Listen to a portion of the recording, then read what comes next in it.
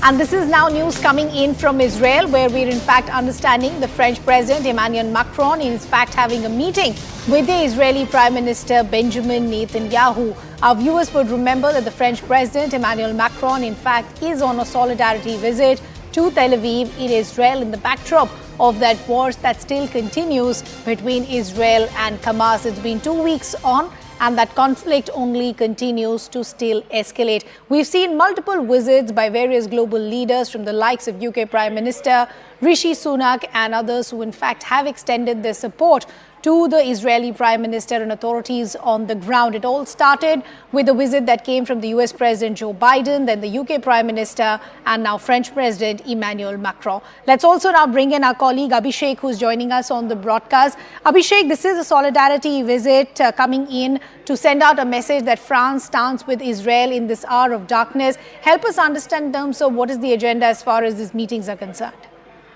So there is two agenda that is pretty much in the mind of President Macron. First, showing solidarity, showing support to Israel in its fight against the terrorism.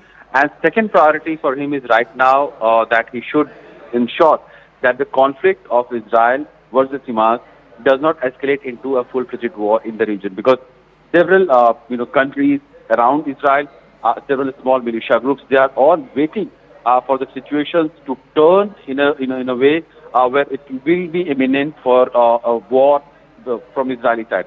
We know that the US, UK and France, they have been supporting Israeli firepower also. They have been supporting Israeli defense forces also in its fight. But at the same time, they are also very well aware of the human casualties, the civilian casualties in Palestine, in Gaza, that have become a bone of contention, that has become an issue in their domestic politics as well. So they would ask Israeli side not to go ahead with in a strategically move that would mean more civilian casualties. Or so rather than focusing on fight on terrorism, now humanitarian crisis in Gaza is also pretty much in the mind of French President Emmanuel Macron when he's meeting or French Prime Minister Benjamin Netanyahu in Tel Aviv. Abhishek, as you're rightly pointing out today, it's not just the conflict and to try and see the support that Israel is seeing, but also to try and provide some solution to the humanitarian crisis. Relief work has already started entering through the Rafah border. Multiple trucks have already entered. Help us understand what is the immediate plan to try and tackle this humanitarian crisis beyond these trucks that are entering from the Rafah border. We have seen the French president also sending relief material to Egypt, from where it is now on way to the people in Gaza. He has also thanked Egyptian president for facilitating all the relief material to reach for the people of Gaza, who are right now in dire circumstances, dealing with shortage of fuel, food, for water supplies, drug, medicine, and all the essential things that can sustain a normal, basic civil life. In that context, that is a balancing act from the Western powers that we have seen, especially US, UK, France, Canada also. In fact, the world is now increasingly putting its attention towards the humanitarian crisis that is happening in Gaza. About 5,000 people in Gaza have been killed, about 2,000 of them children. And that is a huge, catastrophe that has, evolved in the last 20 days in Gaza, which has now started taking center stage in the entire Israel versus Hamas conflict. While Israel's right to self-defense is something that the West has continued to be steadfast with, they have been solidly backing Israel's right to self-defense, and that means it's counteroffensive against terrorist groups against Hamas.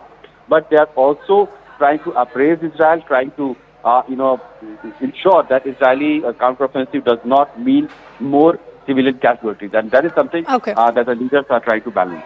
Abhishek, we'll have to leave that conversation there. Thanks a lot for getting us all those details. So let's also now help you understand where does the conflict currently stand. As we pointed out, unfortunately, this conflict between Israel and Hamas still continues 2 weeks on. We just showed you those visuals of the French President Emmanuel Macron, who is also now in Tel Aviv for a solidarity visit. He already held talks with the Israeli president. As we pointed out, he is meeting the Israeli Prime Minister as well. The Israeli Prime Minister Benjamin Netanyahu has also reiterated the elimination of Hamas is their main objective. Israeli Defense Minister has said that Israel is preparing for a multilateral operation on Hamas from air, ground and sea.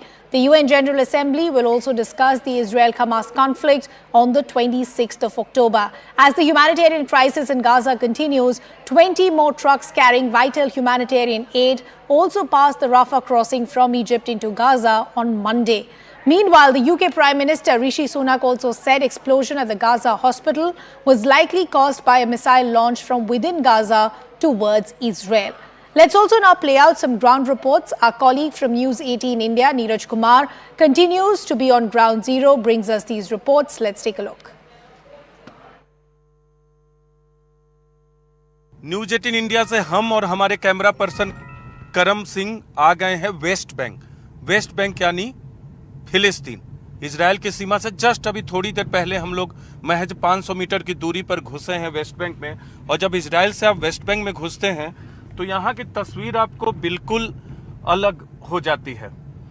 कितना विकास दोनों के बीच में है वो फर्क यहाँ साफ दिखता है। आप देख सकते हैं, आपको दिखा रहे हैं, ये सड़कें जो हैं फिलिस्तीन की हैं, वेस्ट बैंक की हैं। और ये भी कहा जा रहा है कि वेस्ट बैंक तीसरा फ्रंट खुल सकता है पूरी लड़ाई में। हमास के खिलाफ जो इजराइल की लड़ाई है, पहला फ्रंट गाजा में है, दूसरा फ्रंट उत्तर लेबनान बॉर्डर में है और तीसरा फ्रंट वेस्ट बैंक में खुल सकता है। लेकिन अभी हमें दिखाने का मकसद ये है कि दोनों की तुलनात्मक दृष्टि से आपको दिखाते कि इजराइल में जहां हमारी गाड़ियां बहुत रफ्तार से भागती हैं, यहाँ क्या स्थिति है वेस्ट बैंक में।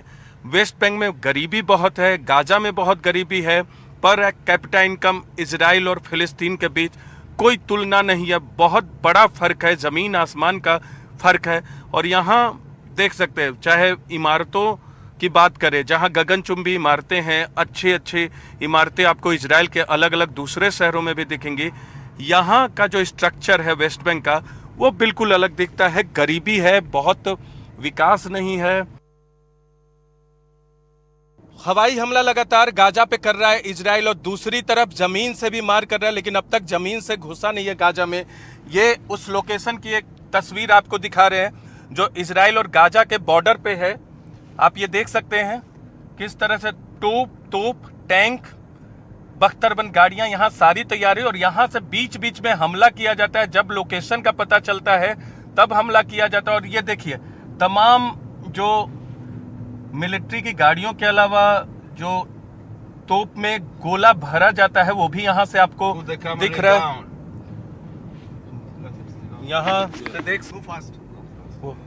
यहाँ से देख सकते हैं आपको बीच बीच में। ये बहुत सेंसिटिव लोकेशन है तो हम आपको दिखा नहीं रहे।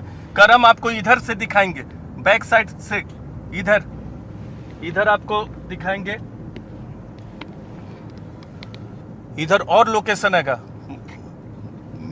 Mirror down, light of, mirror down और लाइट ऑफ करके, क्योंकि बैक साइड आपको यहां भी कुछ लोकेशन दिखेंगे। ये सड़कें सेंसिटिव हैं क्योंकि सबसे नजदीक की सड़कें हैं, हाईवे है जो इजराइल गाजा बॉर्डर पे है।